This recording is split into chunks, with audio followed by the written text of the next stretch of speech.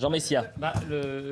Si vous voulez, il s'agit bien sûr d'une falsification honteuse de la réalité. Je veux dire, quand le ministre de l'Intérieur commet ces tweets, quelques heures après, les réseaux sociaux montrent des vidéos qui viennent contredire totalement les déclarations de Gérald Darmanin. En réalité, Gérald Darmanin, si vous voulez, il souffre d'une sorte de dysphorie patriotique, comme il y a des dysphories de genre. C'est-à-dire qu'en fait, il accable l'étranger en pointant les supporters britanniques, tout ça pour masquer en fait la délinquance locale ou la délinquance domestique, celle des racailles, tout simplement. Mais il y a deux problématiques, parce qu'il y a la problématique des faux billets, et puis il y a eu la problématique des violences commises par, effectivement, des jeunes issus des quartiers d'Île-de-France, parce que ce n'était pas forcément de Seine-Saint-Denis ou de Saint-Denis, mais ce sont deux problématiques. Oui, et Gérald Darmanin pointe une seule de ces deux problématiques, à savoir les faux billets et les supporters anglais. Exactement, mais le fait qu'il pointe cette problématique-là, d'abord, on n'a pas vu beaucoup de supporters britanniques enfreindre la loi, parce que les faux billets n'ont pas été vendus qu'à des supporters britanniques. Il y a d'autres supporters, d'ailleurs votre correspondant vient de le dire, puisqu'il dit qu'il n'a vu ni de Britanniques ni des Espagnols, mais des jeunes du quartier qui escaladaient les grilles du stade. Donc ça, c'est la première chose. La deuxième chose, c'est que je m'étonne. Bizarrement, le Gérald Darmanin se met là à stigmatiser et à faire des amalgames, parce que vous comprenez, les Britanniques sont des Européens, ce sont des Blancs, donc effectivement, là, feu à volonté, il n'y a pas de problème. Par contre, dire qu'il s'agit d'une délinquance immigrée ou d'une délinquance d'origine africaine ou maghrébine, là, c'est interdit parce que ça fait partie des vaches sacrées protégées par le pouvoir, dont on n'a pas le droit de parler sous peine d'être accusé de ressusciter le Troisième Reich. Voyons le tweet quand même entre les supporters qui n'ont pas été violents hier et la violence qu'il y a pu avoir aux abords du Stade de France. En Seine-Saint-Denis, c'est des Britanniques. Je ne vois pas, parce qu'il y a une histoire du football et de la violence autour du football. Monsieur Gégaud, en Seine-Saint-Denis, c'est des Britanniques. Ce n'est pas... Non mais attendez. C'est-à-dire, sans les Britanniques, la Seine-Saint-Denis, c'est une kermesse familiale, en fait. C'est un endroit paisible et serein. J'apprécie, cher Jean, votre art de la nuance. Parce que vous êtes vraiment un homme nuancé. Ce à quoi on insistait hier, c'était pas nuancé, excusez-moi. Vous auriez écouté le début de l'émission, vous auriez entendu ce que j'ai dit en disant il y a eu deux problèmes qui se sont sans doute additionnés. Il y a eu le problème que personne ne nie de ces faux billets qui a sans doute créé un certain nombre d'éléments. Et puis il y a eu des voyous qui se sont attaqués aux gens qui étaient autour du stade, comme c'est hélas souvent le cas autour du Stade de France, parce que c'est le cas lorsqu'il y a des concerts et c'est le cas un certain nombre de circonstances. C'est pas ce que dit le ministre de l'Intérieur. Ça les a choqués, donc c'est une situation qui est complexe. Nathan Devers, c'est pas la désorganisation qui dépouille, qui agresse, qui frappe, qui traîne au sol, qui fracture des bagnoles. Qu'il y ait eu effectivement une désorganisation avec des gens qui n'avaient pas payé de billets ou qui avaient des faux billets et que ça a provoqué effectivement une forme de désordre, oui, mais en tout état de cause, c'est pas ça qui est dramatique dans cette histoire. Ce qui est dramatique, c'est tout ce qui s'est passé après. On rappelle quand même que Emmanuel Macron avait souhaité que cette compétition se déroule en France, puisque je ne sais pas si vous l'avez rappelé en début d'émission, mais initialement était prévu à Saint-Pétersbourg. Pas une réaction du président de la République. Non, mais pas une réaction pour l'instant. Elliott Deval est pour cause. Il s'imaginait accueillir la Ligue des Champions en Californie. Il disait la Seine-Saint-Denis, c'est la Californie. Moyennant quoi, on découvre que c'est plutôt le Bronx et non pas la Californie. Vous comprenez ? Donc, et ce qui m'étonne, si vous voulez, c'est que si le pouvoir représenté par Gérald Darmanin, le ministre de l'Intérieur, est capable de nous mentir sur cette réalité-là, mais alors imaginez le reste. Il est capable de nous mentir sur un événement sportif, certes planétaire, mais circonstancié. Imaginez le pas. Imaginez. Pardonnez-moi, Jean Messia, mais il ne ment pas. Il place sa focale sur une problématique et il ne parle pas de l'autre problématique qui était la sécurité.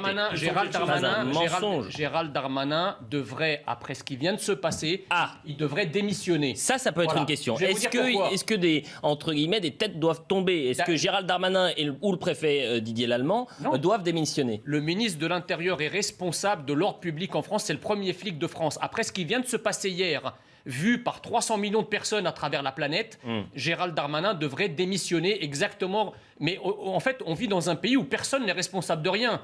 Quand vous avez quelqu'un, enfin l'assassin du préfet Erignac qui a été assassiné en prison, le ministre de la Justice n'a pas démissionné, c'était la faute à personne. Là, l'ordre public est battu en brèche pendant des heures, au vu et au su de tous.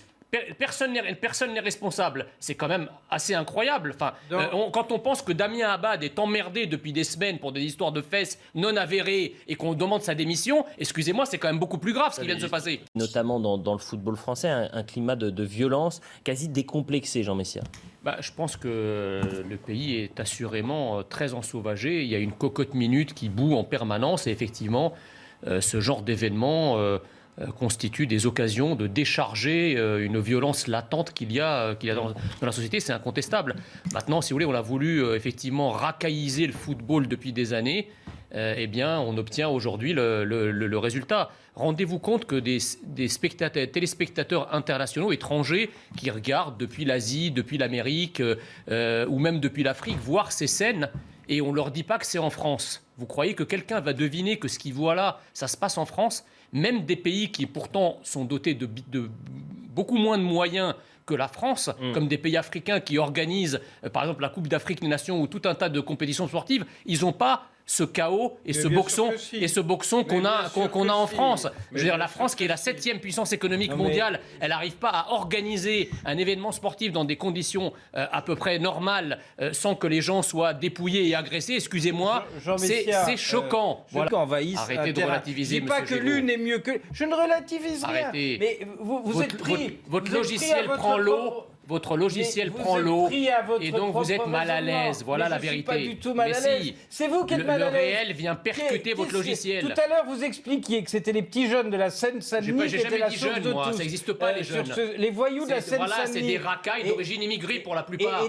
Et à Saint-Étienne, c'est la même chose ? Oui. D'accord, oui. vous avez la grille d'analyse sur ce sujet. Donc tout à l'heure, c'était la Seine-Saint-Denis, aujourd'hui, c'est Saint-Étienne. Oui, c'est pas moi qui l'invente quand même, c'est ce qui se passe. Moi, je pense qu'il faut essayer d'avoir, mais avec vous, c'est difficile, avoir un peu de nuance. Non, je pense qu'il s'est passé des choses... Mais essayez d'avoir une analyse concrète, J'essaie d'avoir une analyse. Et nous essayons d'avancer. Ce qui est quand même incroyable, c'est qu'on fait mine de découvrir, si vous voulez, vous parliez effectivement d'une violence endémique dans le football.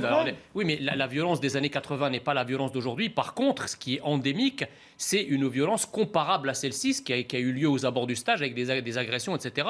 Toutes les compétitions sportives, quand c'est pas au Stade de France, c'est sur les Champs-Élysées, où on assiste. Combien de fois j'étais sur les plateaux pour commenter les violences des types qui débarquent avec des drapeaux algériens, qui agressent tout le monde. Je me rappelle même d'une vision d'un type qui s'était pointé avec une tronçonneuse sur les Champs-Élysées, en hurlant et en vociférant et en menaçant les gens. Donc en fait, c'est pas la première fois que ça arrive. Alors le fait que ça arrive au Stade de France, et que ça se cumule avec une autre problématique, d'accord. Mais je veux dire, aujourd'hui, il n'est plus possible de faire un événement populaire en France sans qu'il y ait le bazar qui soit foutu par des racailles, toujours les mêmes profils qui viennent en fait empoisonner et pourrir cet événement. C'est malheureux, mais c'est comme ça. Et nous, d'ailleurs, surtout, il y a une autre question qui se pose par rapport à celle-ci, c'est que hier, effectivement, toute la presse internationale, les médias internationaux ont parlé et ont couvert les événements du Stade de France. Oui. Ils ont couvert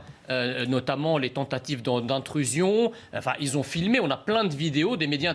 Mais étonnamment, sur les chaînes d'information françaises, hormis la vôtre, ça a été l'omerta. Hier, on a commencé à en parler aujourd'hui parce qu'effectivement, la cocotte minute était devenue tellement du réel, était devenue tellement incandescente qu'ils n'ont pas pu faire autrement. Mais hier soir, il y avait une sorte d'omerta. Donc il y avait le ministre de l'Intérieur qui nous disait c'est les Britanniques, et de l'autre côté les médias qui étaient silencieux. Donc on voit bien qu'il y a quand même un problème dans notre pays de ce côté-là. Pourquoi du pain béni ? Vous croyez que... Non mais attendez, c'est quoi cette accusation ? Est-ce que vous croyez sincèrement qu'il y a des gens qui aiment leur pays, aiment voir ça, mais prient pour que ça arrive ? D'abord, on est chez les fous. Il n'y a pas les gens, on aime tous notre pays et personne n'aime voir ça. Exactement. Mais donc ne dites pas qu'on s'en réjouit. C'est du pain béni pour ceux qui expliquent que ce ne sont que les immigrés, que les étrangers, oui, et mais tout ça vient de la même source sur ce sujet. Je n'ai pas vu cette réalité-là comme vous l'avez vu. Alors vous êtes comme Darmanin, alors qu'il n'a pas vu non plus apparemment. Non, j'ai bien vu les problèmes. problèmes, mais à les caractériser, ceux qui sont la cause des problèmes. D'ailleurs, dans ce qui vient d'être cité par M. Bardella d'une journaliste espagnole, elle dit nous avons été stupéfiés d'être attaqués par des hordes de Français. Donc vous voyez, ça vient démentir administrativement français. Ce que vous évoquiez, non mais des Français, ça veut dire quoi pour vous? Ce que vous évoquiez tout à l'heure. Seine-Saint-Denis, les Français, c'est quoi? Nous sommes en période électorale et y compris Jean Messia ont un peu l'esprit déformé par les échanges d'il y a 15 jours. Arrêtez. Vous savez très bien que les Français dont parle la journaliste, c'est pas des Auvergnats, des Bretons et des Bourguignons. Alors arrêtez. Il y a une chose qui me... Non, mais c'est-à-dire, j'ai la raison, il y a un désarmement moral de la police qui fait que, effectivement, les policiers ont peur d'arrêter une voiture qui force un barrage. Dans aucun pays au monde, si une voiture force un barrage, on la laisse filer. Vous allez essayer de forcer un barrage aux États-Unis ou même en Allemagne, qui ne sont pas connus pour être des pays de dictature, eh bien on vous tire dessus, parce que la police a le monopole de la violence légitime. Or, aujourd'hui, si la police procède ainsi, eh bien ce sont les policiers qui sont mis en cause, qui sont accusés d'homicide. Quant à la justice, excusez-moi, vous découvrez pas quand même que la justice dans notre pays est une grande malade, autant tous les sens du terme. Merci.